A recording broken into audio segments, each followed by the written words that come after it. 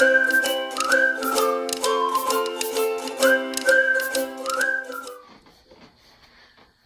everyone, welcome back to Tales with Tales. I'm Miss Molly, and today I have a really special Tales with Tales because we're doing something that I really like. I love ghost stories. I love scary stories. So today who we're reading some scary stories with is one of my favorites. Come here. Yeah. This right here is Yzma. She is a ball python. She's 11 years old. I have had her for close to 2 years, I think. And she is absolutely wonderful. She's about 4 feet long. She's a pretty big girl. But she's very, very sweet. I love her. I think she's great. So, yeah. What's up? She's a very curious animal. She likes to go around and see what's going on. So if she slithers off me, that's perfectly a-okay. She's perfectly safe in this room. There's no other animals in here with her. And nothing she can get into trouble in that I can't get her out of. So today what we're going to be reading is from my favorite Scary Stories book, which is the Scary Stories Treasury, which has the 3 books that are done by Alvin Shwartz. So those 3 books are Scary Stories to Tell in the Dark, More Scary Stories to Tell in the Dark, and I always forget the 3rd one. Oh, Scary Stories 3, More Tales to Chill Your Bones. Now there are 2 different versions of this book. There are the originals, which are my personal favorite, but they are ones that have some pretty scary illustrations, which make the stories that much better. But there is the more released version, like the recent edition, that actually doesn't have as scary of illustrations. So depending on what you would like to do, you have 2 options. I will be reading from the one that's scary, but I promise I won't show you any of the pictures. So I have 3 different stories here today that I wanted to read to you. Are you ready, Yzma? Yeah, she's ready. Alright, so this one is called The Haunted House. One time, a preacher went to see if he could put a haunt to rest at a house in his settlement. The house had been haunted for about 10 years. Several people had tried to stay there all night, but they always would get scared out by the haunt. So the preacher took his Bible and went to the house. Went on in, built himself a good fire, and lit a lamp. Sat there reading the Bible. Then just before midnight, he heard something start up in the cellar, walking back and forth, back and forth. Then it sounded like somebody was trying to scream and got choked off. Then there was a lot of thrashing around and struggling, and finally everything got quiet. The old preacher took up his Bible again, but before he could start reading, he heard footsteps coming up the cellar stairs. He sat watching the door to the cellar, and the footsteps kept coming closer and closer. He saw the doorknob turn, and when the door began to open, he jumped up and hollered, "What do you want?" The door shut back, easy-like, and there wasn't a sound. The preacher was trembling a little, but he finally opened the Bible and read a while. Then he got up and laid the book on the chair and went to mending the fire. Then the haunt started walking again, and step, step, step up the cellar stairs. The old preacher sat watching the door, saw the doorknob turn, and the door open. It looked like a young woman. He backed up and said, "Who are you? What do you want?" The haunt sort of swayed, like she didn't know what to do. Then she just faded out. The old preacher waited, and when he didn't hear any more noises, he went over and shut the door. He was sweating, trembling all over, but he was a brave man, and he thought he'd be able to see it through. So he turned his chair to where he could watch, and he sat down and waited. It wasn't long before he heard the haunt start up again, slowly. Step, step, step, step. Closer and closer. Step, step. And it was right at the door. The preacher stood up and held his Bible out before him. Then the knob slowly turned, and the door opened wide. This time, the preacher spoke quiet-like. He said, "In the name of the Father, the Son, and the Holy Ghost, who are you, and what do you want?" The haunt came right across the room, straight to him, and took hold of his coat. It was a young woman, about 20 years old. Her hair was torn and tangled, and the flesh was dropping off her face so he could see the bones and part of her teeth. She had no eyeballs, but there was a sort of blue light way back in her eye sockets, and she had no nose to her face. Then she started talking. It sounded like her voice was coming and going with the wind blowing it. She told how her lover had killed her for money and buried her in the cellar. She said if the preacher would dig up her bones and bury her properly, she could rest. Then she told him to take the end joint of the little finger from her left hand and to lay it in the collection plate at the next church meeting, and he'd find out who murdered her. And she said, "If you come back here once more after that, you'll hear my voice at midnight, and I'll tell you where my money is hid, and you can give it to the church." The haunt sobbed like she was tired, and she sunk down to the floor, and she was gone. The preacher found her bones and buried them in the graveyard. The next Sunday, the preacher put the bone in the collection plate, and when a certain man happened to touch it, it stuck to his hand. The man jumped up and rubbed and scraped and tore at the bone, trying to get it off. Then he went screaming like he was going crazy.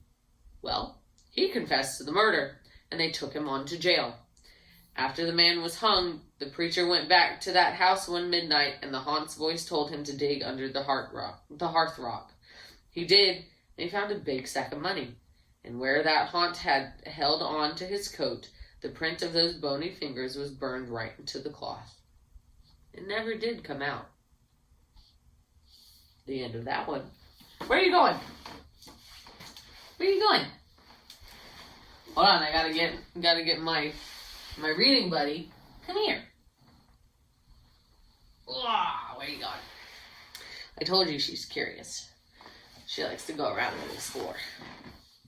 Alright, what's our next one, Yzma? Let's see. The little black dog is our next one. Okay. Billy Mansfield said that a little black dog followed him wherever he went, but he was the only one who saw it, so people thought he was kind of crazy.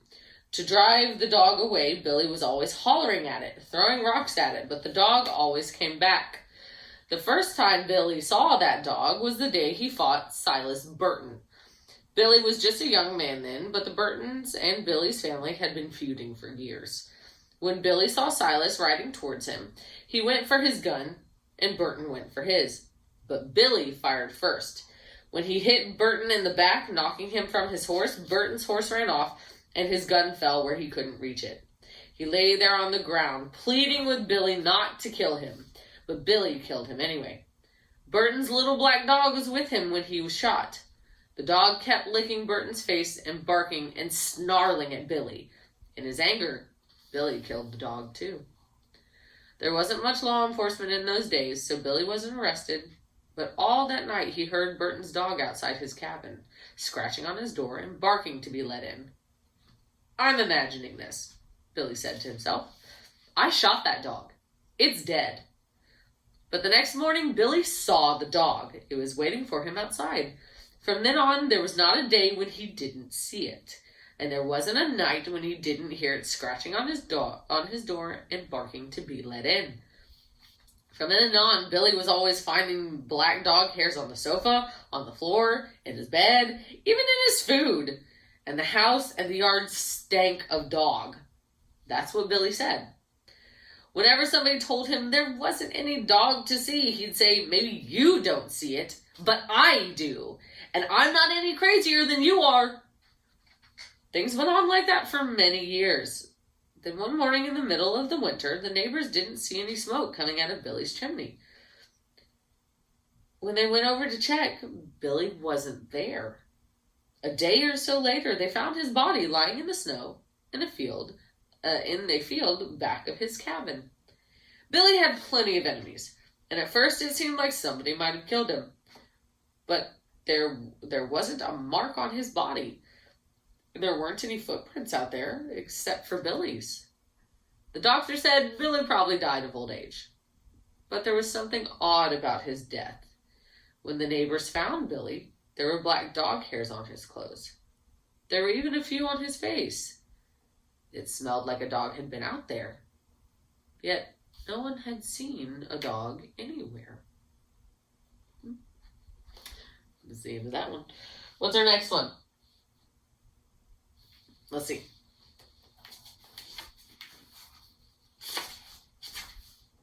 The Dead Hand is our next one. And our last one. So here we go. The village huddled on the edge of a vast swamp. As far as one could see, there were soggy meadows, holes filled with black water, and glistening sheets of wet, spongy peat. Skeletons of giant trees, snags, the people called them, rose up out of the muck, their dead branches reaching out like long, twisted arms. During the day, the men in the village cut the peat and hauled it home to dry and sell for fuel.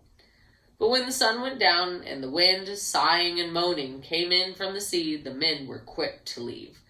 Strange creatures took over the swamp at night, and some even came into the village. That's what everyone said. People were so afraid they would not go out alone after dark. Young Tom Pattinson was the only person in the village who did not believe in these creatures. On his way home from work, he'd whisper to his friends, "There's one." And they would jump and run, and Tom would laugh and laugh. Finally, some of his friends turned on him. "If you know so much," they said, "go back into the swamp some night and see what comes of it." "I'll do it," said Tom. "I work out there every day. Not once have I ever seen anything to frighten me. Why should it be different at night? Tomorrow night, I'll take my lantern and walk out to the willow snag. If I get scared and run, I'll never make fun of you again." The next night, the men went to Tom Pattinson's house to see him on his way. Thick clouds covered the moon. It was the blackest of nights. When they arrived, Tom's mother was pleading with him not to go. "I'll be all right," he said. "There's nothing to be afraid of. Don't be foolish like the rest."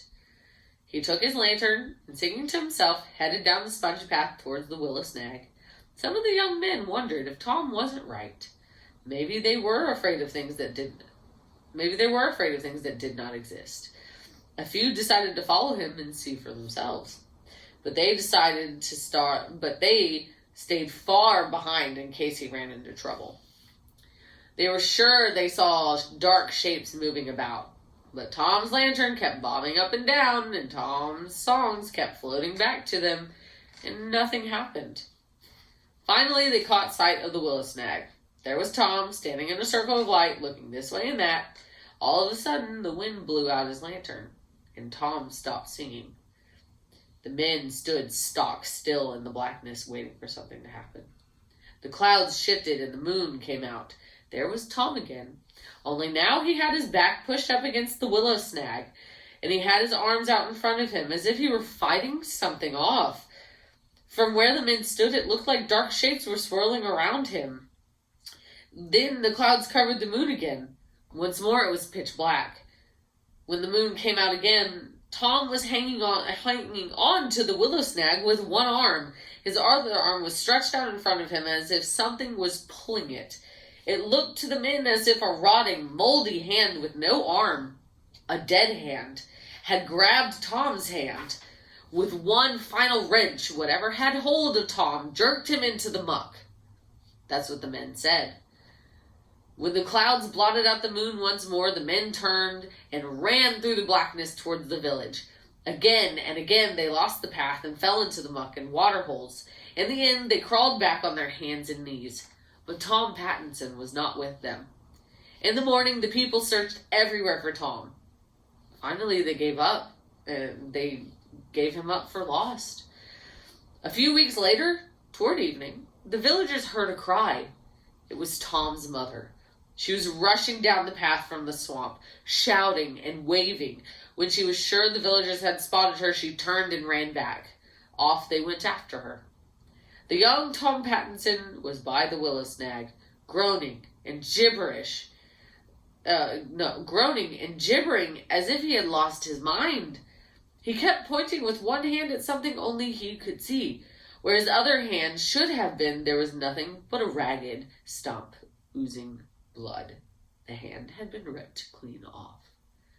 Everybody said it was the dead hand that had done it. But nobody really knows.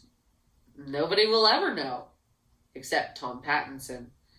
And he never spoke another word again. Well, that was the last one for today.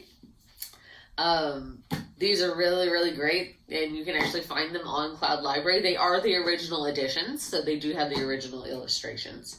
But they're very fun, very spooky, but, some of them are all actually also funny. They can be very enjoyable, so I would recommend reading them if you want a really good scare.